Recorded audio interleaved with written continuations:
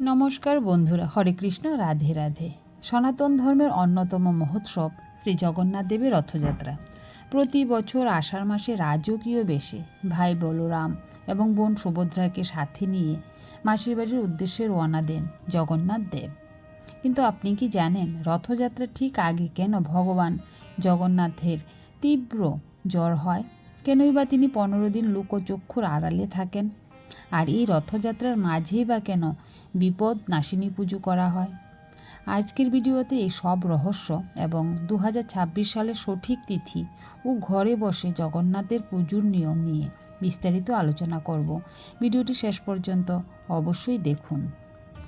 বাঙালি পঞ্জিকা ও জ্যোতিষশাস্ত্র অনুযায়ী 2026 সালের রথযাত্রার সময়সূচি হল বাংলা 31শে আষাঢ় 1433 বৃহস্পতিবার, ইংরেজি 16 জুলাই। পুজোর শুভ সময় হল সকাল 9টা 23 মিনিট থেকে সকাল 11টা 15 মিনিটের মধ্যে। বন্ধুরা, আষাঢ় মাসের শুক্লপক্ষের দ্বিতীয়া তিথি শুরু হবে 15ই জুলাই 2026 বাংলা 30শে আষাঢ় 1433 বুধবার 1টা 47 মিনিটে এবং দ্বিতীয়া তিথি সমাপ্ত হবে 16ই জুলাই 2026 বাংলা 31শে আষাঢ় 1433 বৃহস্পতিবার সকাল 11টা বেজে 46 মিনিটে। এই দিনে আপনারা সকল শুভ কাজ করতে পারেন। তো এই শুভ কাজের জন্য তিথিগুলি হলো যেমন মহেন্দ্র যুগ 5টা 56 মিনিট থেকে 9টা 23 মিনিটের মধ্যে এবং অমৃত যুগ পড়েছে দিবা বা দুপুর 3টা 42 গতে 6টা 23-এর মধ্যে এবং রাত্রি 7টা 4 গতে 9টা 13-র মধ্যে এবং রাত্রি 12টা 4 থেকে 2টো 12-র মধ্যে আর ভোর 3টে 37 থেকে 5টা 5-এর মধ্যে শুভ সময়গুলি আছে মহেন্দ্র যুগ অমৃত যুগ। আপনারা ইচ্ছে করলে এই সময়গুলির মধ্যে যে কোনো কাজ করতে পারেন। এবার আসছি বন্ধুরা উল্টো রথ সম্পর্কে। তাহলে চলুন আমরা আগে জানবো যে জগন্নাথ দেব কোথায় যান এবং তার গন্তব্যস্থলের নাম কি, সেখানে তিনি কতদিন থাকেন, কার বাড়িতে যান, সব কিছু জেনে নিচ্ছি। তাহলে চলুন শুরু করে দিই।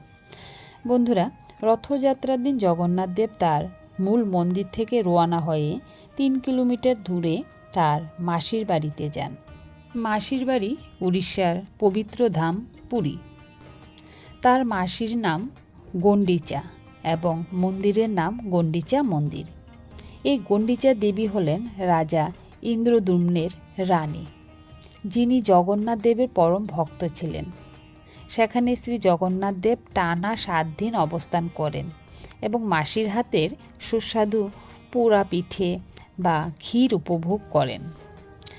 তারপর আসছি বন্ধুরা জগন্নাথ দেবের জ্বর। কেন জ্বর হয়? রথযাত্রার ঠিক 15 দিন আগে অর্থাৎ জ্যৈষ্ঠ পূর্ণিমা তিথিতে হয় জগন্নাথ দেবের স্নান যাত্রা। এই দিনে 108 গড়া সুগন্ধি জল দিয়ে জগন্নাথ, বলভদ্র ও সুভদ্রা দেবীকে স্নান করানো হয়। অতিরিক্ত স্নানের কারণে লোককথা ও লীলা অনুযায়ী ভগবানের তীব্র জ্বর আসে। এই সময়কে বলা হয় অনবসর বা অনাষাঢ়। এই 15 দিন মন্দিরের দরজা সাধারণ ভক্তদের জন্য বন্ধ থাকে। রাজবৈদ্যরা ভেষজ পাচন বা ঔষধ এবং বিশেষ পথ্য খাইয়ে ভগবানকে সুস্থ করে তোলেন। এরপর সুস্থ হয়েই তিনি রথযাত্রার দিন ভক্তদের দর্শন দেন। বন্ধুরা, এখন আমরা জানব রথ উল্টো রথের মাঝে বিপত্তারিণীর পুজো। অনেকের মনে প্রশ্ন থাকে যে সোজা রথ আর উল্টো রথের মাঝে শনি বা মঙ্গলবারই কি বিপত্তারিণী বা বিপত্তারিণী পুজো হয়? হ্যাঁ, একদম ঠিক। শাস্ত্রীয় নিয়ম অনুসারে আষাঢ় মাসের শুক্লপক্ষের দ্বিতীয়া থেকে দশমীর মধ্যবর্তী সময়ে যে মঙ্গলবার ও শনিবার পড়ে সেই দিনগুলিতে মায়েরা পরিবারের সুরক্ষায় বিপত্তারিণী ব্রত পালন করেন। তো বিপত্তারিণী ব্রতটা কবে পড়েছে এটাও আমরা জেনে নিচ্ছি এই ভিডিওতে। বন্ধুরা, 1433-এর পঞ্জিকা মতে বিপত্তারিণী পুজোর 2টি বারের তারিখ পড়েছে বাংলা 1 শ্রাবণ 1433 শনিবার এবং ইংরেজি 18 জুলাই। দ্বিতীয় তারিখটি পড়েছে বাংলা 4 শ্রাবণ 1433 মঙ্গলবার এবং ইংরেজি 21 জুলাই। বন্ধুরা, রথযাত্রার আনন্দ তো আমরা সবাই উপভোগ করি, কিন্তু আপনি কি জানেন জগন্নাথ দেবের উল্টো রথ বা বাহুড়া যাত্রার গুরুত্ব কতটা গভীর?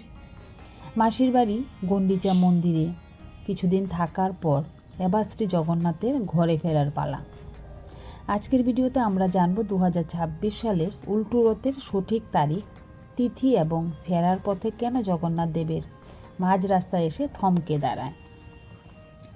বাংলা 7ই শ্রাবণ 1433 শুক্রবার এবং 2026-এর 24শে জুলাই অনুষ্ঠিত হতে যাচ্ছে উল্টো রথ। তো আষাঢ় মাসে শুক্লপক্ষের দশমী তিথিতে সকাল 10:34 শুরু হবে জগন্নাথ দেবের উল্টো রথযাত্রা। তো বন্ধুরা, এই ছিল উল্টো রথ এবং রথযাত্রার তারিখ, তিথি। বন্ধুরা, এবার শুনুন জগন্নাথ দেবের মজার কাহিনী। মাসির বাড়ি থেকে নিজের মূল মন্দিরে ফেরার পথে জগন্নাথ দেবের রথ একটি বিশেষ জায়গায় এসে দাঁড়ায়। সেটি হলো মাউসি মা মন্দির। উড়িষ্যার ঐতিহ্য অনুযায়ী এখানে জগন্নাথ দেবকে তার মাসির মায়ের হাতে তৈরি অত্যন্ত প্রিয় পোড়া পিঠে ভোগ নিবেদন করা হয়। এই পিঠে খেয়ে ভগবান আবার রথ নিয়ে শ্রীমন্দিরের উদ্দেশ্যে রওনা দেন। উল্টো রথের পরদিন অর্থাৎ 25শে জুলাই 2026 শনিবার পুরীতে অনুষ্ঠিত হয় বিশ্ববিখ্যাত সোনাবেশ বা রাজরাজেশ্বর বেশ। এই দিন জগন্নাথ, বলরাম ও সুভদ্রা দেবীকে রথের উপরেই প্রায় 208 কেজি খাঁটি সোনা দিয়ে রাজকীয় সাজে সাজানো হয়। আসলে গল্পটি হলো, ভগবান যখন রথে করে মাসির বাড়ি যাচ্ছিলেন তখন শ্রী লক্ষ্মী দেবীকে সাথে নেননি। তাই অভিমানী লক্ষ্মী দেবী রেগে গিয়ে মূল মন্দিরের দরজা বন্ধ করে দেন। স্ত্রীকে শান্ত করতে এবং নিজের ঐশ্বর্য দেখাতে ভগবান এই সোনা বেশ ধারণ করেন। শাস্ত্রমতে রথযাত্রার মতো উল্টো রথের দিনও রথের দড়ি টানা অত্যন্ত পুণ্যদায়ক। যারা সোজা রথের দিন দড়ি টানতে পারেনি তারা উল্টো রথের দিন এই সুযোগ হাতছাড়া করবেন না। আপনার ঘরে থাকা জগন্নাথ দেবের রথটি এই দিন বিকেলে ভালো করে ধূপ, দীপ, মিষ্টি ভোগ দিয়ে উল্টো দিকে টেনে পুজোর সমাপ্তি করবেন। জয় জগন্নাথ বন্ধুরা, আজ এখানেই রাখছি। আবার দেখা হবে আপনাদের সাথে নতুন ভিডিওতে। হরে কৃষ্ণ, রাধে রাধে।